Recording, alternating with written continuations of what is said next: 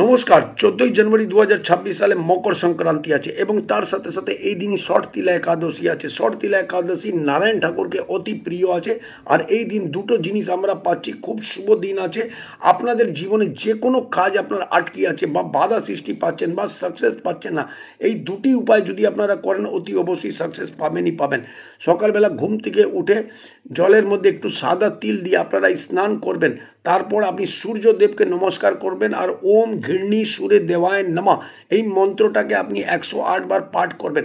তারপর কি করবেন, একটু সাদা তিল আর একটু গুড় নিয়ে নারায়ণ ঠাকুরের মন্দিরে চলে যাবেন। আর যদি পারলে গুড়ের দ্বারা তৈরি যে কোনো মিষ্টি নিয়ে নারায়ণ ঠাকুরকে নিবেদন করবেন। যখনই নিবেদন করার পর আপনি নিজের ঘরে যখন আসবেন, আর তার সাথে সাথে বিষ্ণু সহস্র নামে পাঠ অতি অবশ্যই আপনাকে শোনা উচিত বা পাঠ করা উচিত। যদি না করতে পারেন তাহলে ওম নমো ভগবতে বাসুদেবায় এই মন্ত্রটাকে 108 বার পাঠ করবেন।